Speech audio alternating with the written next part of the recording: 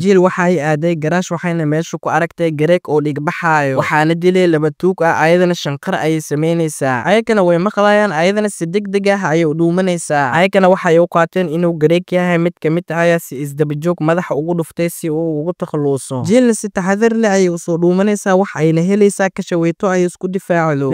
nimankiina ugu dambeyntii way baxeen jiilna furayaasha miiska saaran ayay fiirinaysaa baabuur ayayna qaadinaysaa sidoo kale caruurteeda ayay soo qaadaysaa inta lagu jiro safarka Matilda way seexanaysaa maqribkii ayagana waxay ka warheleen tuugtii oo meyd ah oo wadada yaala iyo baabuurkii oo shil galay jiil waxay ogaatay in la dilay ayadana biskoolada iyo aqoonsiga booliska ayay ka qaadanaysaa gaarigeeda ayayna dib ugu laabanaysaa meel ay istaageen si ay u nastaan jiil waxay u sheegtay Nuux in kooxda Murphy ay dileen tuugada Murphyna waxay u shaqaysaa sidii dhakhtar maskaxi oo ka tirsan ciidanka waxaana intii lagu jiray dagaalka ay isticmaashay habab sharci daro ah si ay u disho dadka oo ay ku jirto hurdo la'aanta waxay ahayd Murphy qofta ka caawisay jiil inay shaqo hesho markii la soo ceyriyay Nuuxna wuu fahmay weerarka ay hooyadiisa laakiin wuxuu weli rabaa inuu Matilda geeyo xarunta maalintii xigtay waxay arkeen dad fara badan oo aan haysanin wax dhar ah oo wadada buux dhaafiyay ayagana wadada ay ugu leexdeen si ay u maraan daqiiqado kadib waxay gaareen magaalo madhan oo aan qofna joogin waxay galeen maktabad si ay